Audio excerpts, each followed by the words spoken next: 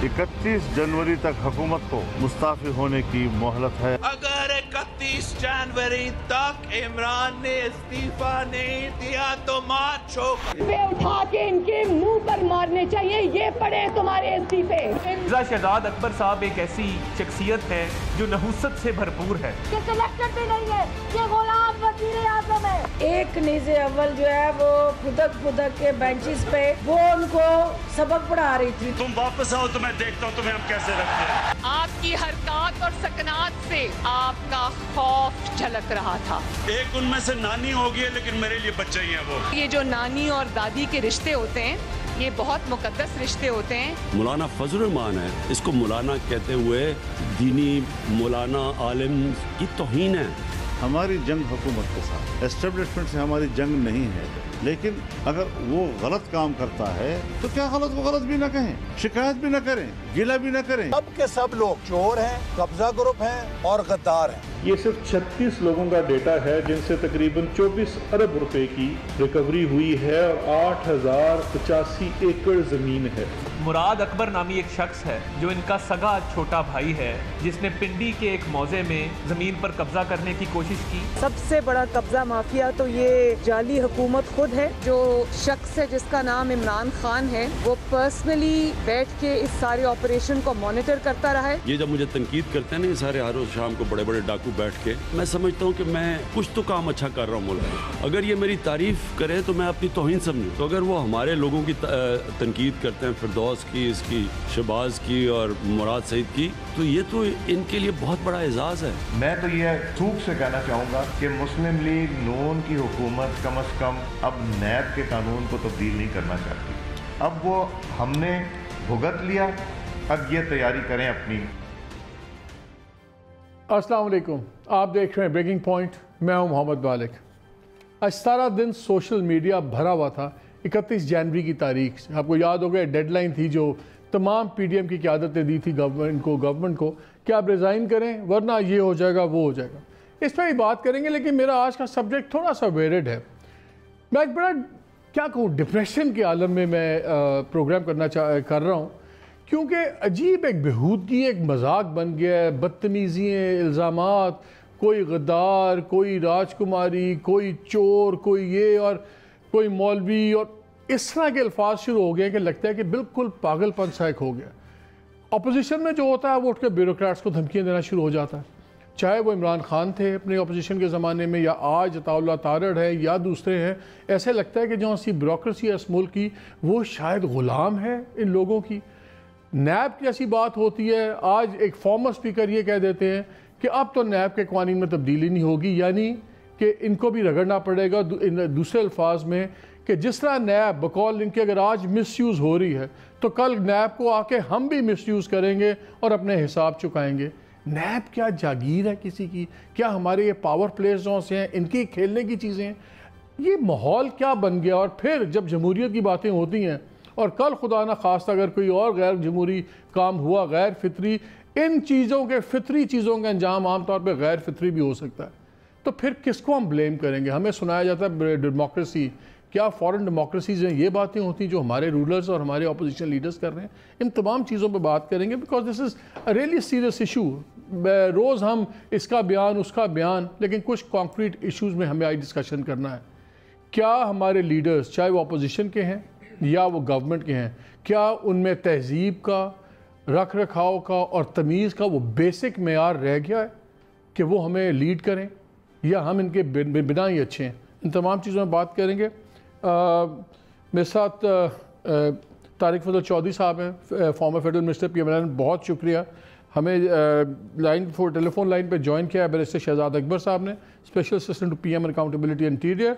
हमें तस्नीम नूरानी साहब ने भी ज्वाइन किया है, former interior secretary, retired bureaucrat भी हैं सीनियर।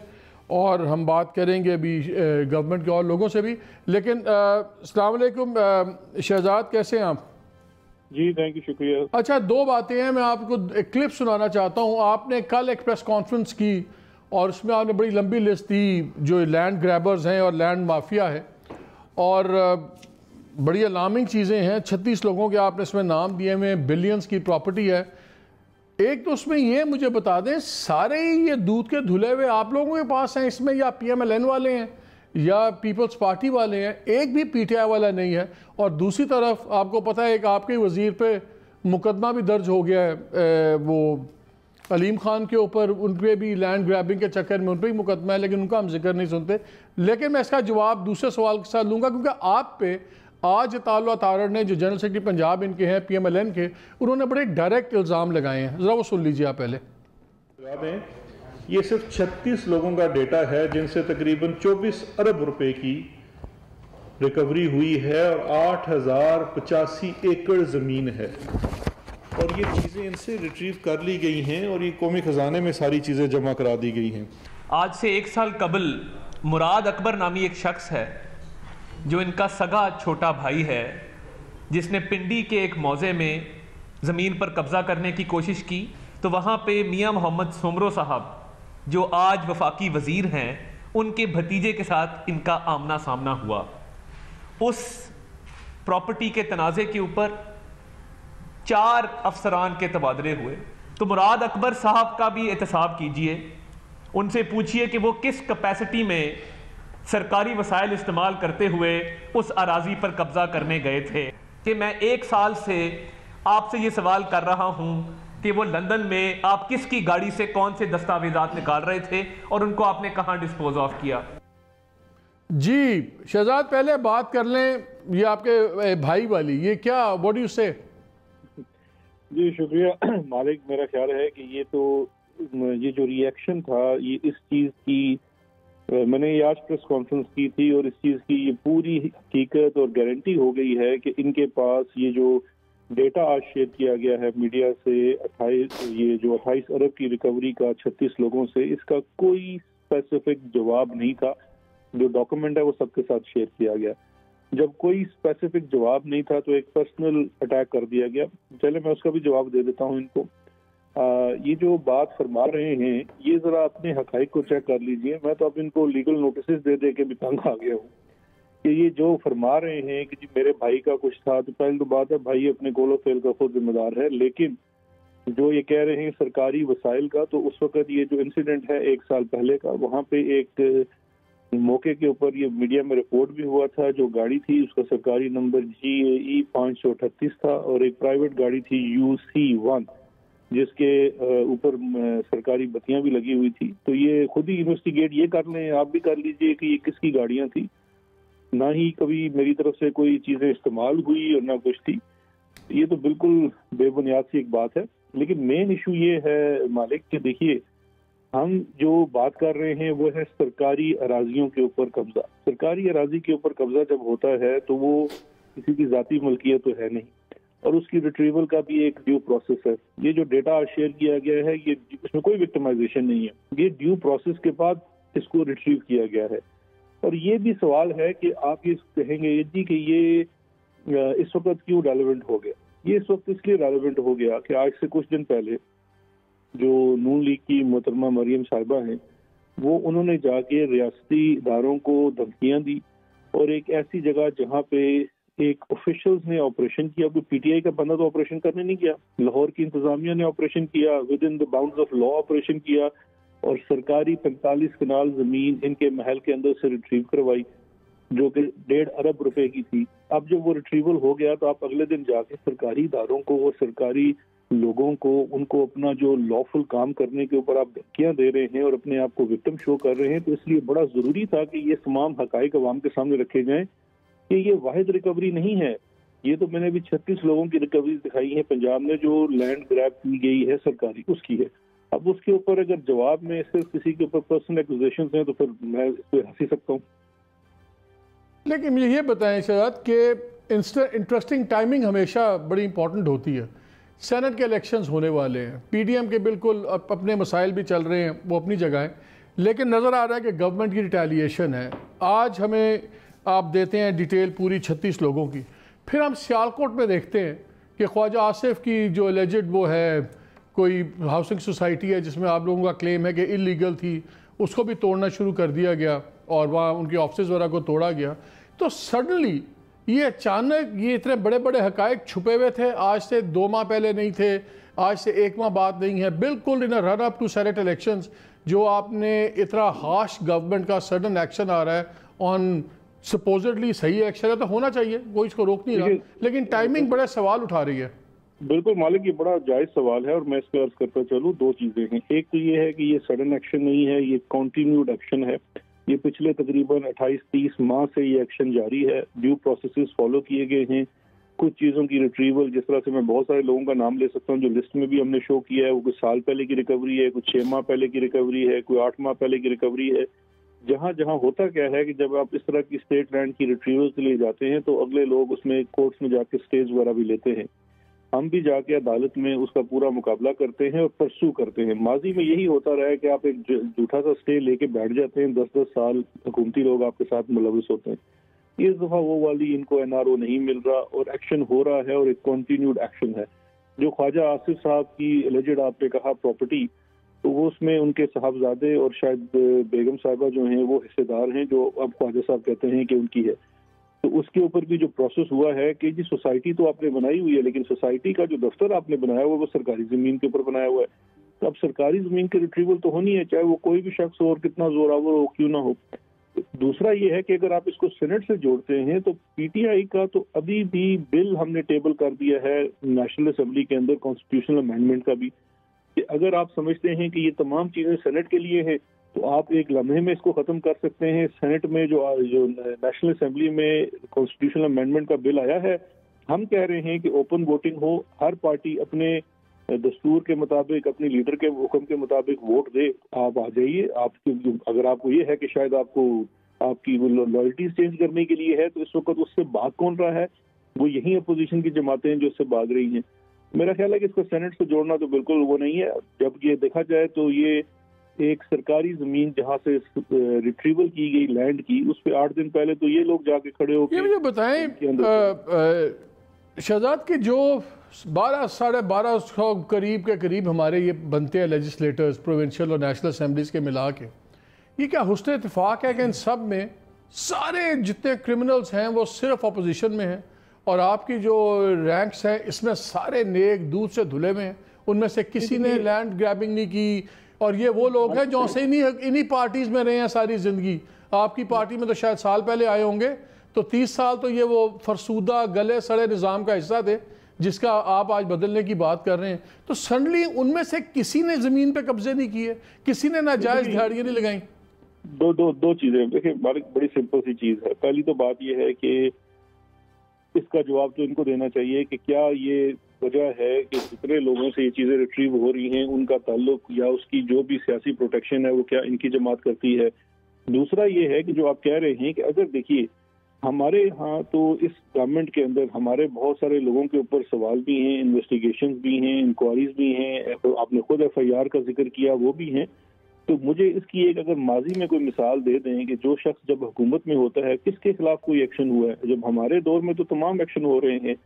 जब अगर कोई आज मुझे बता दीजिए, पानामा का केस हुआ था, हम अपोजिशन में थे, हम सुप्रीम कोर्ट में अपनी मुकदमा लेके गए क्योंकि हुकूमत एक्शन नहीं कर रही थी। आज भी अगर ये समझते हैं कि कोई हुकूमती बंदा उसकी किसी सरकारी जमीन के ऊपर कब्जा कुछ भी है तो ये अदालत में ले जाएंगे। मीडिया भी आजाद है, तो इसमें कोई दूसरा तो दो राय है ही नहीं।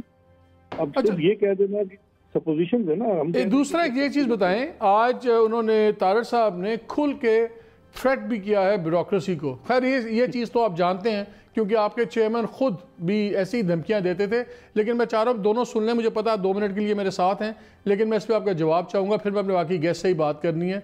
बड़ी साहब जरा चलाइए जो इमरान खान भी कहते थे, जो आज तारड़ ने कहा है। मैं अपने हाथ से तुम्हें फांसी दूंगा, तुम्हें इस दुनिया में छुपने की जगह नहीं मिलेगी। इनको ऐसा फेंटा लगाना कि सारी जिंदगी याद रखेंगे। और आईजी एक बार तुम्हें जो तेज बोलर का पंच है वो भी लगा दूं। मैं तुम्हें छोड़ूंगा नहीं, तुम्हें मैं जेल के अंदर डाल के रहूंगा। मैं तेरे सामने वादा करता हूं कि मैं इस आईजी को पाकिस्तान के हर कोने में इसके पीछे जाऊंगा। Chief secretary Punjab, IG Punjab, मैं आप दोनों को कहना चाहता हूं, जवाद रफीक मलिक साहब आप भी सुन लीजिए, बुजदिली की भी कोई हद होती है। उतनी इंतकामी कार्रवाइयां कराएं जितनी कल को बर्दाश्त हो सके।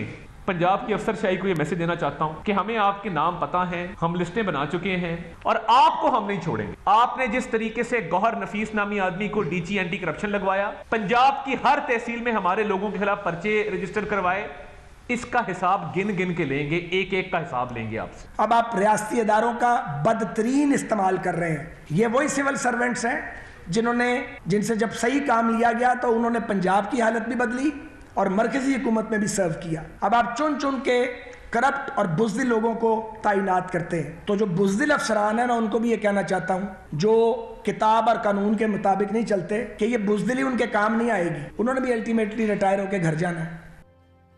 जी, आप इंटीरियर के भी हैं स्पेशल असिस्टेंट। ये आप लोगों ने सिलसिला शुरू किया था और आज इस नहज पे आ गया है कि जिसका दिल करता है, कोई कह रहा है लिस्टें बन गई हैं, कोई कहता है जी तुम्हें उल्टा लटका दूंगा। आज की अपोजिशन कहती है नाम ले ले के फलाने चीफ सेक्रेटरी फलाने, ये क्या है? क्या सारे जाती मुलाजिम है? अगर आप एज अ गवर्नमेंट इस पर कोई एक्शन ले रहे हैं कि नहीं ले रहे? बिकॉज ये तो कोई जंगल का कानून, ये तो शायद सोमालिया के वर्स्ट डेज में भी हमने नहीं देखा। ये क्या मजाक, ये हुकूमत है, मजाक है ये मुल्क? देखिए बात ये है कि ये इससे ये माफिया ही की मेंटालिटी शो हो रही है कि ये आपने शुरू किया था, ये ब्लेम आप लोगों पे जाता है। मैं इसलिए प्राइम मिनिस्टर का दिखाए हैं बयान। दोनों का कॉन्टेक्स्ट देखना पड़ेगा कि कॉन्टेक्स्ट क्या है। यहाँ कॉन्टेक्स्ट ये है कि सरकारी लोग क्या कर रहे हैं। सरकारी लोग ये कर रहे हैं कि जो आपने दहाइयों से सरकारी अराजियों के ऊपर कब्जा किया हुआ था उसको रिट्रीव करा रहे हैं। आपको इस वक्त सबसे ज्यादा तकलीफ ये है कि आपका फाइनेंशियल इंटरेस्ट, माली मफाद आपका हिट हुआ है, इसलिए आपकी इतनी ज्यादा चीखें निकल रही हैं। अदरवाइज देखिए बात ये है कि अगर कोई भी अफसर, बड़ी सिंपल सी बात है, मुझे एक बात बता दीजिए कि ये जो खोकर बरादरान है लाहौर वाले, ये लाहौर हाई कोर्ट में गए थे ये सदा लेके कि इनके साथ ज्यादती हुई है।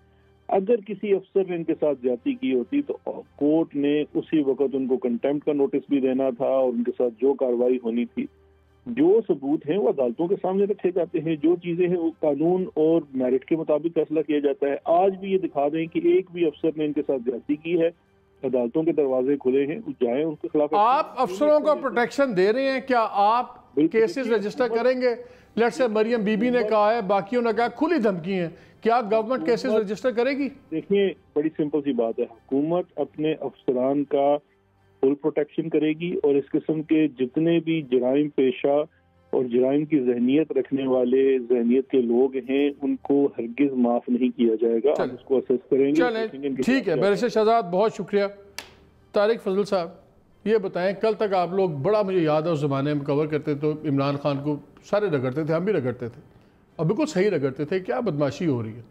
वही काम आप लोगों ने भी शुरू कर दिए। क्या आप लोग एक ही तरह के हैं दोनों, बस सिर्फ टोपियां बदलती हैं, आज सरकार में वो हैं, हरकतें बिल्कुल एक तरह की हैं दोनों की। मुझे याद है 90s में, अब तो आज हम ढूंढ रहे थे, पिक्चर मिली नहीं, तब हम प्रिंट में रिपोर्टिंग करते थे, तो नवाज शरीफ साहब ने खुली कचहरी के अंदर हथकड़ियाँ लगवा दी थी अफसरों को और गवर्नमेंट ऑफिसर्स को, खुली के, शायद फैसलाबाद था if I am not wrong. हर कोई क्या अपने बाप का मुलाजिम समझता है सरकारी अफसर को। बहुत शुक्रिया। आज आपके तारड़ साहब उठे हैं, वकील हैं, वो तड़ियाँ लगा रहे हैं, लिस्टें बन गई हैं, ये हो जाएगा वो हो जाएगा, क्या मैसेज दे रहे हैं आप? वाले साहब गुजारिश ये है कि पहले तो मैं अप्रिशिएट करूंगा कि आपने जो अपने प्रोग्राम का मौजू जहाँ से आपने स्टार्ट लिया, यकीनन ये आज का सबसे अहम मौजू है कि क्या मैं थोड़ी सी बात उस पर कर लूँ या आप उसके ऊपर बाद में आएंगे? जो आपने कहा कि सियासत के अंदर जो ज़बान इस्तेमाल आएंगे उस पर बाद में आएंगे, चलें, चूँकि उसके ऊपर मेरा खासा दिल है, ये मैं अंदर से उस पर बात करने का मैं चाह रहा हूँ कि खासा उस पर मेरा दिल है, चूँकि आपके प्रोग्राम आपके घरों में देखे जाते हैं, पूरे पाकिस्तान में देखे जाते हैं, फैमिलीज़ देखती हैं, पाकिस्तान से बाहर लोग देखते हैं, फैमिलीज़ देखती हैं बाहर भी। तो हम जो ट्रेंड इस वक्त सेट हुआ है, जो देख रहे हैं आप, ये किसी सूरत में काबिल कबूल नहीं है और मैं कहता हूँ कि पूरी कम्युनिटी के ख़िलाफ़ ये बात जाती है। चलें उस पर आते हैं। अब ये जो बराह रास्त आपने सवाल किया है, आपने शहजाद अकबर साहब से जो बात पूछी, उन्होंने फरमाया जनाब कि इसका कॉन्टेक्स्ट अलग है और उनका कॉन्टेक्स्ट जो है वो अलग है। कोई अलग नहीं है सर, ये छोड़ दें बात। मैं यही अपना जवाब दें, बुनियादी तौर पर क्यों धमकियां दे रहे हैं, कौन लिस्टें बना रहा है, क्या बदमाशी चल रही है? सर बात यह है कि जब ये गवर्नमेंट आई तो सरकारी अफसर, ये जो गुराया साहब ये उनकी बात कर रहे हैं चीफ सेक्रेटरी की, मुझे याद है शहबाज शरीफ साहब की गवर्नमेंट थी तो उनको मेंबर रेवेन्यू बोर्ड लगाया हुआ था और बड़े हाई प्रोफाइल प्रोजेक्ट्स दिए हुए थे। कल तक वो आपके साथ थे, लाडले थे, आज दूसरे का चीफ सेक्रेटरी। हमारे दौर में ये चेयरमैन NHA भी रहे हैं, तो उसके बाद ये सेक्रेटरी रहे हैं अपने। आज वो जो वो लिस्टों में बंदे का नाम आ गया। देखिए, अब मैं ये कहूँगा कि जो सरकारी अफसरान हैं, इनकी जो अक्सरियत है हर गवर्नमेंट में, वो जो गवर्नमेंट होती है उसके अहकामात की तामील उसी हद तक करते हैं कि जो कानून के दायरे के अंदर होते हैं। जो लबो लहजा इमरान खान साहब का अपोजिशन में था, मोर और लेस उनका वही लबो लहजा आपको हुकूमत के अंदर नज़र आ रहा है। वो अभी भी एक वज़ीर आज़म हो के पहले मेरे सवाल का जवाब दें, क्या तारड़ साहब का आज का ये सारी लिस्टें बयान ये सही है, जायज़ है? क्या ये तरीका होना चाहिए एक डेमोक्रेसी के अंदर? मैं अपना इमरान खान को तो गलत काम तो रगड़ रहे हैं, जवाब दें। मैं अपना जवाब व्हाट अबाउट से ना करें। ना, मैं अपना जवाब एक सवाल की शक्ल में आपके सामने रखता हूँ कि एक प्रॉपर्टी खोखर पैलेस की मैं बात कर रहा हूँ, जिसका सो मोटो नोटिस चीफ जस्टिस साहब ने लिया, वहाँ ऐलानात कराए गए, बिगल बजाए गए कि जनाब इनके खिलाफ किसी के पास कोई सबूत है, शिकायत है, लेके आए, कुछ निकला नहीं। वो केस अभी उनके खिलाफ फारिग हुआ और किसी ने सुप्रीम कोर्ट ने नहीं कहा कि सुने ना कौन सबूत लेके आता है, कौन गवाही देता है। बात तो सुने ना, माफिया तो मेरा सवाल सिर्फ इतना है, मेरा सवाल सिर्फ इतना है सर, मेरे सवाल का जवाब नहीं निकाल सके। मेरे आप बड़े अच्छे दोस्त हैं, छड़ना नहीं। मेरा सवाल बस सिंपल है, फिर मैं नूरानी साहब का जाना है। मुझे आप सिर्फ 1 मिनट दे दें। जिस तरीके से आज तारड़ ने बात की है, उन्होंने जो बात की है, मुझे क्या वो मुनासिब है? सवाल करने देते ना, वो मुनासिब नहीं है। इतनी सी बात ठीक बात है, लेकिन मैंने आपको सिर्फ इतना बात कहनी थी कि जहां सुप्रीम कोर्ट उन्हें नहीं कह सकी कि कब्जा माफिया हैं, वहां चीफ सेक्रेटरी और उस्मान बुज़दार उनके घर पे बुलडोजर लेके चर दौड़े, जबकि स्टे ऑर्डर भी था। तो तारड़ क्या के कोर्ट से रगड़ा पड़ जाएगा, क्या के कोर्ट से रगड़ा पड़ जाएगा। ये मैं बात आपके सामने रखना चाह रहा हूं। नूरानी साहब, आप मुझे ये बताएं, ये जो चल रहा है, ये माहौल एक बन गया हुआ है, क्या इसमें ब्यूरोक्रेसी काम कर पाएगी? और ये जो लिस्टें बननी, और पहले इमरान खान ने शुरू किया था वो IGO फलाने, आज वो ये भी काम शुरू हो गया, वाकई क्या निज़ाम चल पाएगा? और मैं छोटा सा आपसे किस्सा शेयर कर लेता हूँ। ये मेरे PTV के दिनों की बात है, ये तो मेरा ज़ाती मुशाहिदे में था। वो एक अफसर होता था हमारे साथ, क्या नाम था, मंसूर अहमद खान। वो कंट्रोलर वगैरह थे PM हाउस वगैरह में। वो पहले खेलते थे बैडमिंटन मियाँ साहबान के साथ, फिर मुशर्रफ का माशाल्लाह लग गया, वो जनरल मुशर्रफ के साथ टेनिस खेलना शुरू हो गए। उस बंदे को फारिग कर दिया गया, नौकरी से वापस नहीं आने दिया, अभी भी कहीं धक्के धुक्के खा रहा होगा, सिर्फ इस बेसिस पे कि ये वफादार नहीं है, ये तो मुशर्रफ के साथ टेनिस खेलता था। वो उसी PM हाउस में प्रेसिडेंसी में था, वहीं से वो नौकरी करता था, उन्हें उधर ना खेलनी थी। वो अगर वो बैडमिंटन खेलता मुशर्रफ उनके साथ बैडमिंटन भी उनका खेल लेनी थी। तो यहाँ पे तो ये हाल है कि अगर आपने किसके साथ बैडमिंटन खेल ली, किसके साथ टेनिस नहीं खेली, आपका करियर फारिग हो गया। आज हम ये धमकियाँ दे रहे हैं, दोनों गवर्नमेंट और दोनों ये, और मैं जो कैबिनेट की बातें भी सुनता हूँ, वहाँ पे एक दिन फाइनेंस मिनिस्टर ने बैठे बैठे कह दिया, ये तो पेपर पुशर्स है। मेरा कोई लव लॉस नहीं है ब्यूरोक्रेसी के लिए, बड़ा ही आप लोगों की ब्यूरोक्रेसी भी एक माफिया पूरा। लेकिन क्या मुल्क का ये जो माहौल बन गया है, हर कोई लिस्टें बना रहा है, हर कोई धमकियाँ दे रहा है, किस तरह काम चलेगा, जरा मुझे बताएं। देखिए, ये तो ऐसे ही है ना, जब दो हाथी लड़ते हैं ना, तो वो घास जो है वो पिसती है। इतनी भी घास नहीं है वैसे, आप ब्यूरोक्रेसी काफी कांटे भी हैं। नहीं, मैं बता रहा हूँ, नहीं है, मैं बता रहा हूँ, नहीं मैं बता रहा हूँ। बात ये है कि फॉर इंस्टेंस ये जो तड़ी लगा रहे हैं ना, ये बड़ी हकीकी तड़ी है, क्योंकि पिछले दौरों में भी मसलन जिस अफसर ने वो नवाज शरीफ, वो जो मॉडल टाउन में जो घर था, उसकी जो बाहर बाड़ बनी हुई थी पार्क के साथ, वो हटाई थी, तो उसकी प्रमोशन जो है वो रुक गई थी। इसी तरह एक अफसर था, उसने जो कोटा होता है चीफ मिनिस्टर का LDA के प्लॉटों का, वो उसकी तजावुज़, मतलब उसको एक्सीड कर रहा था, उसने रिफ्यूज़ कर दिया, तो उसको अच्छा खासा रगड़ा गया, वो फिर नौकरी छोड़ गया। तो इस तरह बेतहाशा इस किस्म के केसेस हैं जो कि हमारी पॉलिटिकल पार्टीज़ अफसरों के साथ करती हैं, और उन्हीं हालात में अफसरों को काम करना पड़ता है। क्योंकि मतलब देखिए, ये जो जरदारी साहब ने एक उस दिन बात कही थी चंद हफ्ते पहले कि जनाब आप तो 3 साल के लिए आए हैं ना, हम तो यहीं पर ही हैं। तो ये जो हमारी पुरानी पॉलिटिकल पार्टी, तो फिर जरदारी साहब खुद 2.5-3 साल के लिए बाहर चले गए थे। हाँ, मतलब है कि कहने का मतलब उनका ये है कि जनाब ये पीपल्स पार्टी PMLN और जो बाकी पक्की पार्टियां हैं वो तो यही हैं, अफसरों ने तो आना जाना है फौजी हो या सिविल हो तो हम निबड़ लेंगे। लेकिन साहब एक बात ये बताएं, एक बात तस्लीम ये भी बताएं आप कि ये भी तो हकीकत है ना, अफसरान भी तो फिर खुल के पार्टीबाजी करते हैं। ऐसी बात भी नहीं है कि अफसरान बड़े मासूम हैं, उनका तो रगड़ा अलहदा होना चाहिए। मैं सिर्फ इस तरीकाकार की बात कर रहा हूँ, ये पब्लिक हैंगिंग या पब्लिक लिंचिंग का जो सिलसिला बन गया हुआ है, लिस्टें पब्लिकली अनाउंस करने का, इसको किस तरह रोका जा सकता है?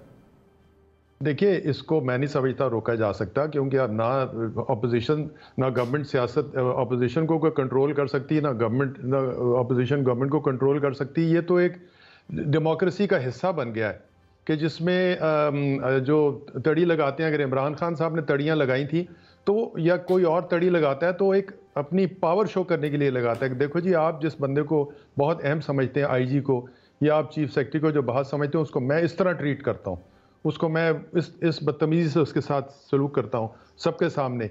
या जब हथकड़ी लगाई गई थी तो वो भी मकसद यही था कि पैगाम देना अफसरों को कि भाई आप जो जिस बंदे को बहुत बड़ा समझते हैं वो हमारे सामने कुछ नहीं है।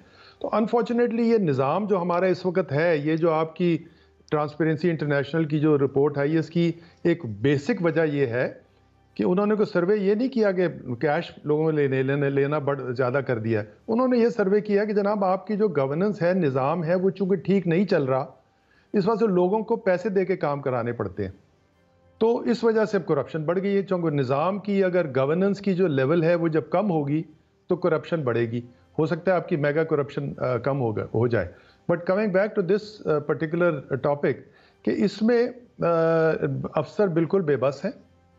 अब जाहिर है कि कोई अफसर भी गैर कानूनी काम जो है ये गए होंगे, मैं समझता हूँ कि उसके पास एक प्रॉपर सबूत होगा जिसके बेसिस पे उसने किया होगा। अदरवाइज वो कोई रिस्क नहीं ले सकता कि सिर्फ अपना किसी हाकिम के कहने पे कह दे। हाई प्रोफाइल केसेस में, बहुत हाई प्रोफाइल केसेस हैं, हाई प्रोफाइल केसेस। मुझे यहाँ पे उन्होंने चेक कराया, मुझे यहाँ पे, सॉरी आप कुछ बात कर रहे थे?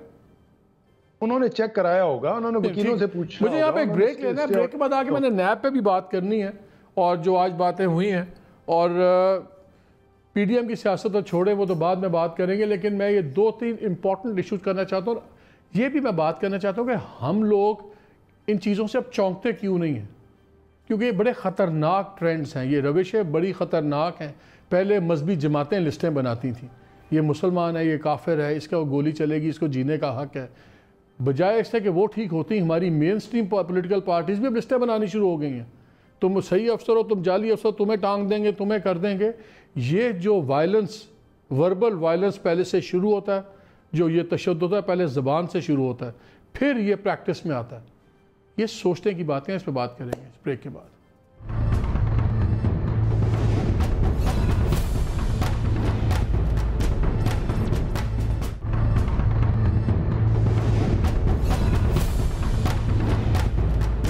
जी, welcome back to the show. Doctor साहब, आज फॉर्मर स्पीकर रियाज सादिक साहब ने भी प्रेस कॉन्फ्रेंस करते हुए कहा कि अब हम नैब के कोई कानून तब्दील नहीं करेंगे, हमने जो रगड़ना था रगड़ लिया, खाला खा लिया। अब ये भी बेसिकली कि ये इनको भी हम इसी कानून में और इसी नैब से रगड़ेंगे। ये जायदाद, ये ज़ाती ऑर्गेनाइजेशन हैं आपकी, सिर्फ स्कोर सेट ले। अगर नैब गलत है, आप उसको सिर्फ आप रखना चाहते हैं, नहीं हम इसको बजाय इसके ये कहेंगे इसको आप ख़त्म करें या ठीक करें, नहीं हुण असी रखांगे, साड़ी वारी आई तो असी तुहानू सीधा करांगे। ये गवर्नमेंट्स इस तरह चलती हैं, माशरे ऐसे चलते हैं। मालिक साहब, ये तो मोहल्ले की औरतें करती हैं इस तरह? नहीं, ये मोहल्ले की औरतें ज़रूर ऐसे करती होंगी, उनकी भी यकीनन कोई वजूहत होती होंगी। ज़ाहिर है आजकल कोई भी बगैर किसी वजह की बात नहीं करता। अयाज सादिक साहब ने जो बात की है ना, ये नैब की वजह से नहीं की, कि नैब ने जो कुछ हमारे साथ किया, हुकूमती रवैयों की वजह से की। नहीं, सुन लेते हैं अयाज सादिक साहब ने प्रिसाइसली क्या कहा, सुन लेते हैं। ये अब वसूख से कहना चाहूँगा कि मुस्लिम लीग नून की हुकूमत कम से कम अब नैब के कानून को तब्दील नहीं करना चाहती। अब वो हमने भुगत लिया, अब ये तैयारी करें अपनी। हमने भुगत लिया है, ये नैब को ऐसे ही रखेंगे क्योंकि हमने मिसयूज करना है। ये मुल्क क्या पागल हो गए हम सारे। आपके जनरल सेक्रेटरी उठते हैं, वो लिस्टें अनाउंस करते हैं, फॉर्मर स्पीकर कहता है कि ये चीज़ गलत है, मगर हमने इसको ठीक नहीं होने देना, क्योंकि हमारी जब बारी आई तो हमने साफ पूरा करना है। गुजारिश ये है कि अगर नैब के लिए बाकायदा एक कमेटी बनती है, उसमें रिफॉर्म्स की, नैब में रिफॉर्म्स नैब ने नहीं करनी, ठीक है, ये क्लैरिटी होनी चाहिए। वो पार्लिमान ने करनी है। पार्लिमान में आप कोई चीज़ लेके जाते हैं जनाब कि इसके अंदर चेंजेस होनी चाहिए। हमारे लीडरान ने ये भी कहा है कि ये हमारे दौर में चेंजेस होनी चाहिए थी। आज की बात बाकी छोड़ दें, आज नहीं, उनसे बात करते हैं, सरकारी कहते हैं जी ये मीटिंग्स में आना छोड़ के उन्होंने जो आज कहा है कि हमने कानून बदलने नहीं वसूख से, यानी कि मैं उतने गल कर ली उन्होंने पूछोगे ना, उन्होंने कहा है कि मैंने वसूख से कह रहा हूँ, हमने नहीं चेंज करना, हमने इसको बारी बारी आएगी आपको ठीक करेंगे। आपने मेरा तारुफ कराते हुए कहा कि मेरा दोस्त भी है, बिल्कुल आप उस हैसियत से मैं ये कह रहा हूँ कि प्रोग्राम तुसी कलियों कर लिया करो, क्योंकि दूए ਨੂੰ ਬੋਲਣ ਤੇ ਤੁਸੀਂ ਦੇਣਾ ਨਹੀਂ ਬੋਲੋ ਨਾ, ਤੁਸੀਂ ਜਵਾਬ ਦਿਓ। ਮਤਲਬ ਤੁਸੀਂ ਮੈਂ 10 ਮਾਜ਼ੀ ਨਾ ਜਾਓ, ਅੱਜ ਦੀ ਗੱਲ ਕਰੋ। ਨਹੀਂ ਅੱਜ ਦੀ ਗੱਲ ਕਰ ਰਹੇ ਹਾਂ, ਨਹੀਂ ਅੱਜ ਦੀ ਇੱਕ ਬੰਦਾ ਇੱਕ ਦੂਏ ਬੰਦੇ ਨੂੰ ਮਾਰਦਾ ਹੈ ਅਗਰ तो ਅੱਜ ਦੀ ਵਜ੍ਹਾ ਤੋਂ ਨਹੀਂ ਮਾਰਦਾ, उसके पीछे 15 साल पुरानी दुश्मनी होती है। ठीक, ये ਜਿਹੜੀ ਗੱਲ हो रही है ना या सादिक साहब कर रहे हैं, उसकी वजह ये है कि हमने तस्लीम किया कि नैब में रिफॉर्म्स होनी चाहिए थी हमारे दौर में, नहीं हुई हमारी गलती। इस हुकूमत को हम कह रहे हैं करें करें करें, 2.5 साल हो गए हैं, ये कह रहे हैं कि हमें ये ब्लैकमेल कर रहे हैं, ये हमसे NRO मांग रहे हैं, NRO मांग रहे हैं। तो जब वो कह रहे हैं NRO मांग रहे हैं तो भाई ठीक है, हमने तो भुगत लिया। अयाज सादिक ने कहा अब तुम भुगतो, ना करो रिफॉर्म, ये बात है। अब इसमें मुश्किल let's leave it to the people कि उन्होंने आपकी बात भी सुन ली, मेरी भी सुन ली और अयाज सादिक की भी सुन ली, वो खुद ही फैसला कर लेंगे। लेकिन अभी हमें ज्वाइन करना था मौलाना ताउर रहमान साहब ने, प्रोविंशियल अमीर भी हैं, JUI के भाई भी हैं फजल रहमान साहब के, लेकिन वो भी नहीं कनेक्ट नहीं हो रहा फ़ोन। लेकिन आप आए हुए तो आपकी हाजिरी का फ़ायदा उठा लेते हैं। ज़रा सुने कि मौलाना फजल रहमान की लेटेस्ट नाज़रीन क्या है। ये कल तक जो स्पीचेस थी ये था कि बस ऐसी की तैसी उन्होंने कर दी थी, फ़ौज की सब की नाम लेके, जनरल बाजवा की, DGI की, और ये कहा था कि आर या पार, बीबी ने भी कहा था। लेटेस्ट फजल रहमान साहब क्या कह रहे हैं? हम GHQ के सामने धरना देंगे, लॉन्ग मार्च रावलपिंडी की तरफ किया जाए। हमारी जंग हुकूमत के साथ, एस्टेब्लिशमेंट से हमारी जंग नहीं है, एस्टेब्लिशमेंट से हमारी शिकायत, हमारे गिले हैं। और ये जो कुछ मुसीबत इस वक्त कौम पर मुसल्लत है, मुझे क्या पड़ी है कि मैं ये बात कहूँ कि मेरी जंग जो है आर्मी चीफ के साथ है या मेरी जंग ISI के साथ है, लेकिन वो जंग न लड़े हमारे साथ। ये जो आप लोगों ने एक तस्वर कायम किया हुआ है कि एस्टेब्लिशमेंट के साथ लड़ाई, बाबा हम नहीं। कल तक तो इस्टेब्लिशमेंट, मियाँ साहब भी कहते थे, ये भी जर्नैलों के नाम लेके कहते थे। अब PDM लगता है आपकी हवा निकल गई है। आज फजल रहमान साहब कहते हैं आप लोगों ने तासुर दिया, साढ़े ते पा दियो, हमने तासुर दिया। मियाँ साहब की तकरीर मैंने लिखी थी, फजल रहमान साहब के मैं बयान सारे सुना देता हूँ कि ये वर्दी और जर्नैल और नाम ले लेके। आज कह रहे हैं मीडिया ने बनाया हुआ था, हम ठीक है, DNA लग रहा है बदल गया है, कोई अपग्रेड हो गया सॉफ्टवेयर। नहीं, मेरा ख्याल है क्या PDM ख़त्म होगी? डॉक्टर मौलाना साहब की उम्र माशाल्लाह 60 साल से ज़्यादा है। इस उम्र के बाद DNA नहीं बदलता, एज ए डॉक्टर मैं आपको बता रहा हूँ, वो DNA वही रहता है। मौलाना साहब की जो फसाद और बलागत है ना, मैं उसका बहुत बड़ा मद्दा हूँ। मैं भी बहुत मद्दा हूँ, आपकी भी बहुत सारी चीज़ों का मैं मद्दा हूँ। लेकिन मौलाना साहब की माशाल्लाह मैं चाहता हूँ उनकी इस खूबसूरत अंदाज़े बयान की मैं शागिर्दी इख्तियार करूँ। बात उन्होंने वही की है जो वो पहले कर रहे हैं। अच्छा, अंदाज जो उन्होंने अपनाया है, उन्होंने इससे एक दो जुमले और भी मैंने सुने, वो लड़ रहे हैं हमारे से, हम उनसे नहीं लड़ रहे। इन्होंने ये कहा कि जनाब अगर हम फ़ौज से कोई शिकायत करते हैं तो हमारी फ़ौज है, कोई इंडिया की फ़ौज थोड़ी ही है। तो ये बात तो वही है, ये वही फौज नहीं जिसके बारे में मियाँ साहब और बाकियों ने भी कहा था कि अफसरान को कि ऑर्डर्स ना माने ऐसी क़यादत के जो आप गलत ऑर्डर्स दे रही है, वही नहीं है। फौज के हवाले से याद करने दें कि वही फौज है जिसके बारे में कहा था ऑर्डर्स ना माने, फिर बात शुरू हो गई थी। फिर हाँ, मैं आपको याद करा देता हूँ, ये वही फौज है जिसकी कुर्बानियों के मद्दा PDM के तमाम लीडर्स रहे हैं। अफसरान की, जवानों की कुर्बानियाँ, उनकी शहादतों को सलाम पेश किया गया हर जलसे में, हर मीटिंग में। उनकी माओं को खराज तहसीन पेश किया गया जिन्होंने ये बेटे। तो आपको तज़ाद नजर नहीं आ रहा? अगर किसी जगह के ऊपर एस्टेब्लिशमेंट की किसी पॉलिसी, और ख़ास तौर पे वो पॉलिसीज़ जो आइनी हुदूद से बाहर हैं, उस पर अगर बात की गई है तो वो एक डेमोक्रेटिक वे है, उसमें कौन सी ऐसी बात है जो खुदा ना खास्ता ये वैसे जमहूरियत का मानी ना डेफिनेशन मैंने अब दोबारा पढ़नी है, जिसको आप कहेंगे ये कोई नैरेटिव जो है, ये जो जमहूरियत है जिसमें सरकार को धमकियां एक दूसरे को, आप दोनों, आप और सरकार दोनों अपने अपने दौर में नाम लेके अफसरों को थ्रेट्स, ये वो, फौज को नाम ले लेके और फिर डिसोबीडियंस की बातें, ये जमहूरियत थोड़ी समझ नहीं है। लेकिन एक सवाल ब्रेक पे जाने से पहले, आज सोशल मीडिया पे आग लगी हुई है।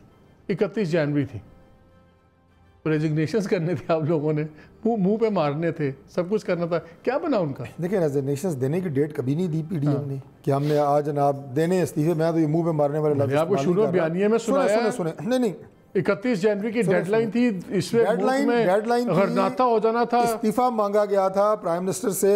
लेकिन वो क्या नॉवल का नाम था, आग का दरिया गुजरना था आप लोगों ने। मुझे एक बयान दिखा दें जिसमें ये कहा गया हो कि 31 को इस्तीफा ना आया तो हम प्राइम मिनिस्टर उस पर चढ़ाई करेंगे, हमारे पास बंदूकें हैं, हमारे पास तलवारें, हम यलगार करेंगे। ये एक जमहूरी जद्दोजहद है, जमहूरी तरीके से होगी। इसमें हमने कोई ना तो कोई असेंबली के गेट तोड़ने हैं, ना प्राइम मिनिस्टर उस पर कब्जा करना है, ना रेडियो पाकिस्तान पे कब्जा करना है। आखिरी पोर्शन में आके मैं जरा नैब पे थोड़ी सी और बात करनी है। इन द मीन टाइम नाज़रीन आप एक काम करें, ब्रेक में जाएं, जमहूरियत और जमहूर की जरा डेफिनेशन ढूंढें, नहीं मुझे भी व्हाट्सएप करें, क्योंकि जो जमहूरियत का नक्शा हमारी पॉलिटिकल पार्टीज़, चाहे रूलिंग पार्टी है या अपोजिशन पार्टी है, ये जो खींचे और इसमें जो जो जायज़ करार दे रहे हैं, कम से कम मेरी नाकस शक्ल से वो बाहर है। बट लेट्स सी, इस ब्रेक में ढूंढते हैं, अगर हमें मतलब मिल जाए।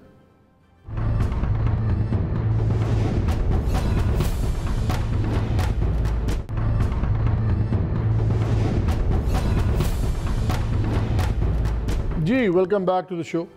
ब्रेक के अंदर मेरे प्रोड्यूसर शहजाद भट्टी साहब ने एक और भी क्लिप निकाल के मुझे दिखाया है, वो भी अभी आपसे शेयर करूंगा। अफसोस की बात यह है कि नैब से मुझे तो कोई हमदर्दी नहीं है, और ख़ास तौर पे ब्रॉडशीट स्कैंडल में जिस तरह नैब के हायर अप्स उस ज़माने के और आपके इन्वॉल्व हैं। और बाय द वे मैं आपसे शेयर कर लूँ कि नेक्स्ट वीक इंशाल्लाह मैं आपको ब्रॉडशीट के ऊपर एक बहुत ही ज़बरदस्त program with a lot of inside detail दूंगा कि एक दफ़ा टोटल सिनेरियो हम चेंज कर देंगे ब्रॉडशीट स्कैंडल के बारे में। ऐसे ऐसे हकायक मैं आपसे शेयर करूंगा। लेकिन जिस मुल्क में टॉप लीडरशिप का, आपने इमरान खान को भी सुन लिया, आपने इनकी पार्टी की लीडर्स को भी सुन लिया, मैंने आपको नवाज शरीफ साहब की हथकड़ियों का किस्सा भी सुना दिया। एक छोटा सा क्लिप ज़रा जरदारी साहब का भी सुन लें। चेयरमैन नैब की क्या हैसियत है? अच्छा, उसकी क्या मजाल है कि वो मेरे ऊपर केसेस बनवाए या दूसरे केसेस बनवाए? किसकी क्या हैसियत है, किसकी क्या औकात है? तस्लीम नूरानी साहब, क्या हम बिल्कुल एक जंगल के कानून और जंगल के माशरे पे चल रहे हैं कि जहाँ पे जिसके पास एक 8 व्हीलर 8 सिलेंडर की गाड़ी है, 4 वीगोज हैं, 12 गनमैन है, वो ज़मीनें भी काबू करेगा, वो अफसरों को भी लटकाएगा, धमकियाँ देगा, चाहे मुल्क का साबिक सदर हो, मुल्क का वज़ीर आज़म हथकड़ियाँ लगवाएगा। कल का लीडर ऑफ द अपोजिशन आईजीज़ को धमकियाँ दे रहा था, आज वो सरकार में आके भी वही बातें। क्या एज अ सोसाइटी टूट चुका है निज़ाम सारा?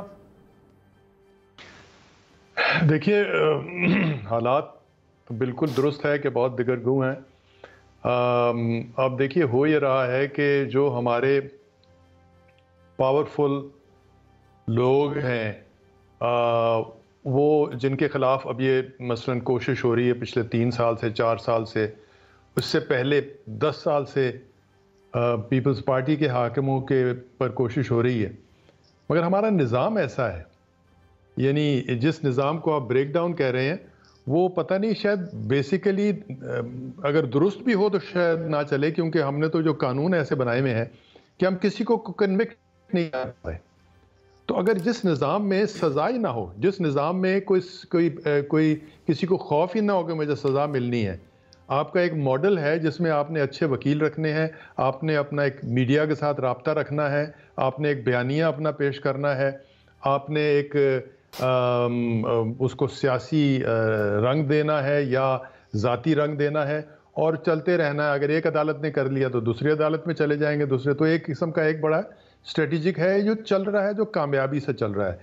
तो वो उनसे इतना गिला नहीं है, वो तो एक इंसानी फितरत है, वो जो कुछ इंसान इस तरह करने की कोशिश करता है। हमारे निज़ाम से गिला है कि निज़ाम ना हम दुरुस्त कर पाए हैं और ना हमारी कोई इस वक्त एम ऑब्जेक्ट में है, कोई ऐसी चीज़ निज़ाम का तो वो कहते हैं सारा दिन नैब की माँ बहन होती है, गालियाँ निकलती हैं, लेकिन उसमें स्पीकर ने कह दिया, फॉर्मर स्पीकर ने, कि हमने चेंज नहीं करना, हम इसको ऐसे ही रखेंगे, कल को आपको भी इसका मज़ा भुगताएंगे। तो निज़ाम तो इन लोगों ने बदलना है जो इलेक्टेड लोग हैं।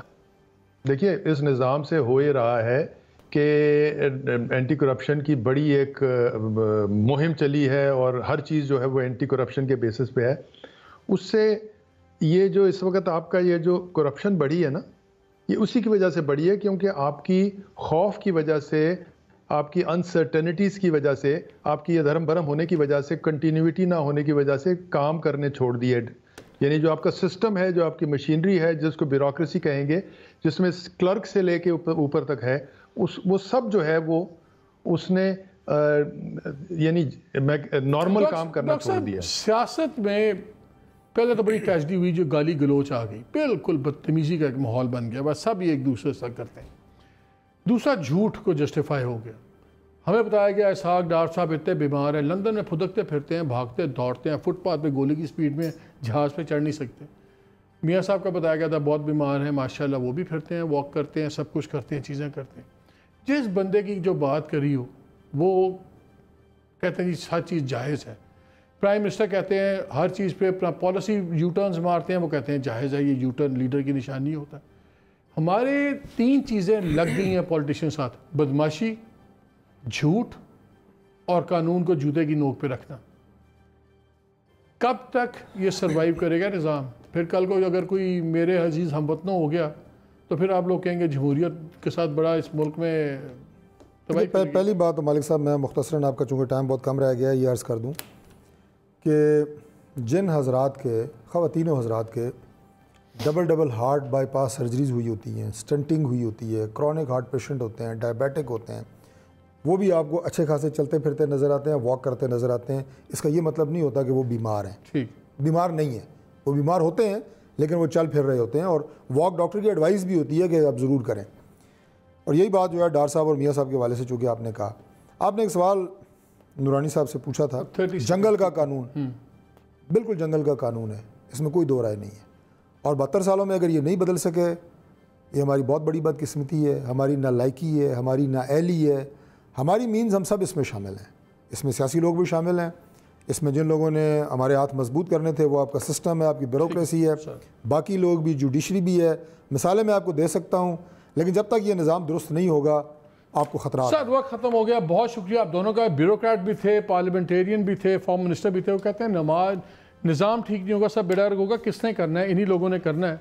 लंदन के साथ आज तक एक्स्ट्राडिशन ट्रीटी हमने नहीं की यूके में, क्योंकि हमारे चाहे पीपल्स पार्टी हो, PMLN हो, PTI कोई भी हो, सबको लंदन बड़ा पसंद है। हमें कहा जाता है क्योंकि पाकिस्तान में डेथ सेंटेंस है इसलिए नहीं हो रहा, उसके अलावा भी तरीके हैं करने के। So this is all BS। बिल्कुल हो सकता है। जहाँ तक बात आ गई, मेरा तो बड़ा सिंपल सा सवाल है, हम इतने बदकिस्मत हो गए हैं कि अगर आप अपने आप से एक सवाल कीजिए, मैं छोड़े जा रहा हूँ, क्या हम अपने किसी सियासतदान को इस बात पे ट्रस्ट करेंगे कि वो आके आपके बच्चों की इखलाकी तरबियत करे? अगर तो आप एक बंदा सोच सकते हैं तमाम सिस्टम में, अपनी ब्यूरोक्रेसी और अपने सियासतदानों में, तो मुझे बताइएगा ज़रूर, बिकॉज मुझे नहीं समझ आ रही। I can't think of a name, और ये हमारे लिए बड़ी बदकिस्मती की बात है। इजाज़त दीजिए, अल्लाह हाफ़िज़।